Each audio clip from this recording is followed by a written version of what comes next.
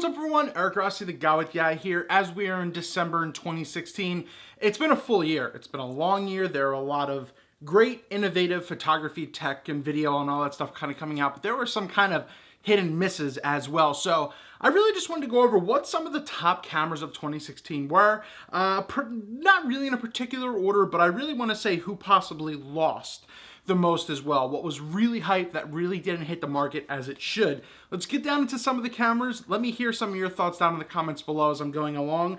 Do you agree that they're big things, or do you think that they're all hit and misses or something like that?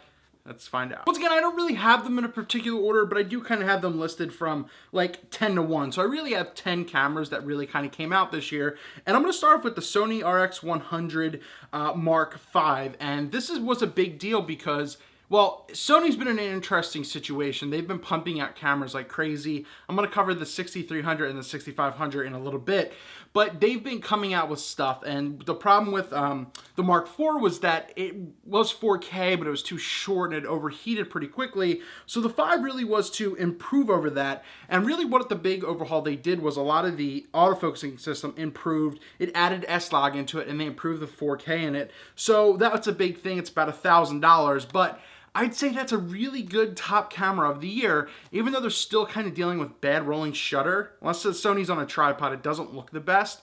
But if you don't have control of that, that's all you can do. But the Mark V is a great camera, still something I'm debating about getting. Coming in next is the Canon G7X Mark II. Now, a lot of the stuff that I film is with the G7X, and that's probably one of the most popular vlogging cameras. But vlogging and recording and capturing moments like that with these type of cameras has become very popular. Now, the G7X is pretty much about $500, $550. The Mark II is about $700, but they had a better grip to it. They increased the stabilization a little bit, and they gave it a little bit of a wider lens aperture. So you get a 1.8 to a 2.8 when you zoom, which is actually a big deal. Now, it still sucks that you can't plug in something external, but the common argument would be it's a portable thing. You don't really want some big rig with it or sparrows or anything like that. You just want something as it is. So it's great. I prefer this over the Sony in some regards because of the price range. This is only about $700, and the stabilization looks a lot better than on the Sony. Even though the Sony has a strong, vivid picture, the G7X II is still a very strong option if you're in this field. Coming in next is, I'm just going to give it a tie because it is a smartphone, and a lot of people are going to complain about that. But if you're thinking about popular cameras, the iPhone is one of the most popular cameras of all time. Be it what you want. I know it doesn't compete with DSLRs and everything like that. That's a separate argument. But one of the most popular cameras of 2016 is the iPhone 7 Plus, and it's going to continue growing. But one big competitor that came out with it, there's something from Samsung, but the Google Pixel and their XL has an amazing camera there as well. I'm not going to go fully into that. I have a couple things that I'll link down in the description below if you really want to learn more about that. But I have to mention it, it's 2016, they came out, and they're influential in the market. Now, I kind of got to give it a tie a little bit right here. There's some of the newer Canon T line that came out. Nothing really that pressed the market there, but the Nikon D3400. Now, Nikon keep pushing around their 3000 line, but they always throw something good in there. But the D3300 was a very strong option last year, and it really still is. But one of the newest things that came out this year was the D3400. And the really big reason that it's mentioned is because for what it is, 24 megapixels, pretty much the standard norm, which is been common for Nikon now, but it also has a no optical low pass filter, which pretty much you're getting the image as it is with no filter attached to it, but it also does 1080p at 60 frames per second. Now, Nikon isn't known as the video beast. 100%, they still aren't. I mean, I shoot with the D750, which is filming now, but they really haven't pushed anything into that. So the fact they still have that and they're coming around and really including that is a big deal. You can get great slow motion, high quality images. So I know some people want me to mention maybe the D5600, but that isn't coming over to the US yet. That's still overseas, and I made a preview video about that. So if you really are inclined, go check that out. But the D3400 for $500 or $600 is not a bad option getting into the game, or maybe a B or a C camera. Getting towards the top of the list, I want to include the Fuji X-T2. Now, the X-T1 left a lot of things to be desired by Fuji users,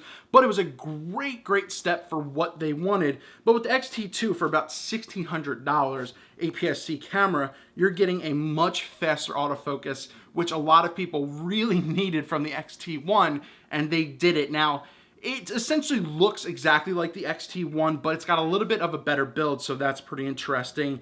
24 megapixels there as well, but still lacking a little bit of the features, but the autofocusing system was, like I said, is one of the biggest things that people wanted, but there's still no touchscreen and some of those features that a lot of people also did want going forward. But I'm sure we'll see maybe an X-T3 next year and a little bit more lenses to go along with that, and I'm sure that Fuji will improve as they have stepped their game up in the market tenfold. Coming in around like number 3 and about $3,500, $3,400 is the Canon 5D Mark IV. This was a very, very sought out for camera by Canon users, 5D Mark III users, but it ultimately, I don't want to say tanked because it didn't. There are a lot of strongs to the cameras. There are a lot of cons as well. I made a pro and con list also linked down below, but it was very left undone. They used motion JPEG for their 4K, which is not the best. It's very questioning about leaving some of the things out. It did have a touchscreen. There was 4K. It is cropped. It does have improved, better autofocusing. You're getting your dual in there, your dual raw autofocusing system. So that's amazing. They tried the dual raw files, whatever the hell it was, which absolutely failed. It's supposed to like microly adjust focus, and it really doesn't do anything.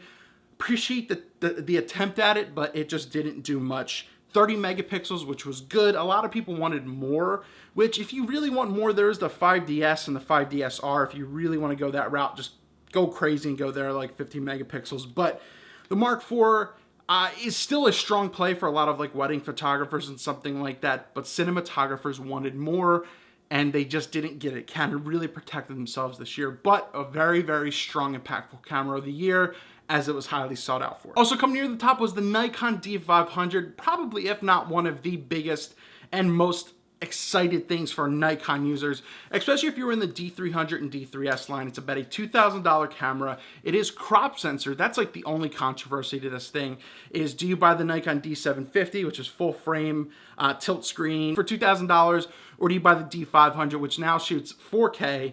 It does shoot 4K, it's heavily cropped though, but it's a crop sensor, so a lot of people are angry at that. It really caused a lot of confusion. I've talked about that comparison ad nauseum. I'll add that down below as well, but it's really strong. It added a ton. 20 megapixels was interesting for a lot of people. It's not even a full access touchscreen, it's really just kind of the shooting. Like, you can't go through the menus and everything like that, which still baffles me to this day that companies don't allow that to go full. Even Sony skimped on that, which I'll talk about that in one second. It's just better autofocusing. It's pretty much one of the fastest cameras to get, and that's why the D300 and D300S users wanted something like this bad boy right here. I reviewed it as well. I'll link that down below. Like, I've reviewed a lot of this stuff on the list, but the Nikon D500, very good camera, very strong, very popular. I think it's going to be probably the most popular camera of 2016, if I had to guess. Next, pretty much up there is the Sony a6300, and I'll say the 6500 just to mention it because it did come out this year,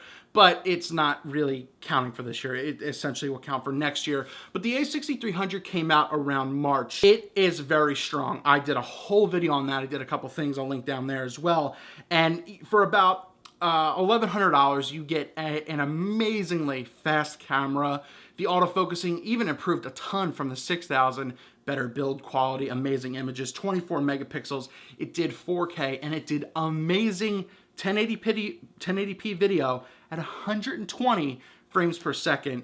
A lot came with that, and it introduced S-Log back into it, 11 frames per second, and there was just a lot to this camera. It was very good. So it's like I said, body only, about 1K. The biggest controversy now is that they, in the same year, less than a year apart, they've also now released the 6500, which I've also just talked about ad nauseum as well. I'll link that down in the description below. But that is improved some things, like the 6300, big thing over the 6000 is that they added a mic jack, better video and everything like that in a 4K. But the 6500 has all of that plus just a little bit more. They have a kind of fake touchscreen as well where it's just a little bit to shoot. They added 5-axis in-body stabilization, which is amazing. And that's pretty much the big stuff there, but that is also about $1,400 as well. So Sony's put this in a very interesting market, but the 6300 is one of the top cameras of 2016. You may have seen me vlog with this at Photo Plus and talk about it a lot, but the Canon 80D actually did come out this year, and it is probably one of my favorite cameras. Now, Canon did almost everything right with this camera. If it was full frame, I think it would be the camera of the last decade. There's a lot with it, and especially I guess if it shot 4K, but I'm not really worried about 4K right now. Dual pixel RAW is the biggest thing in it. Articulated screen, that's why I like a Casey Neistat use it when he used to vlog and everything like that. It's only $1,100, but as I said, it's a crop sensor, but it's full touchscreen. You can go through the menus and everything like that. But once again, it's just been an interesting year, but the Canon 80D has been pretty much towards the top and one of the, it probably should be a camera of the year. And in my opinion, it beats the D500 for me. Not if you're shooting sports or something fast or anything. Super sorry for this weird cut in the video. I know it kind of cut off. I didn't realize my camera shut off as I was talking about the 80D, but I was saying that if it's more for sports, the D500 is definitely a better value, but the 80D was a very strong camera of the year. And essentially I ended it just by saying, what did you think was the best camera of the year or the worst?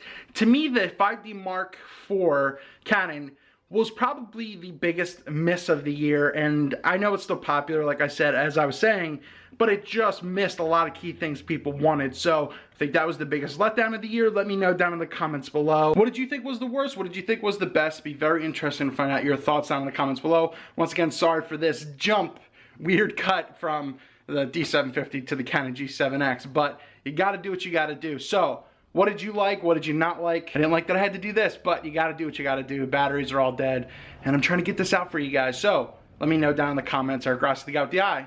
Keep an eye out.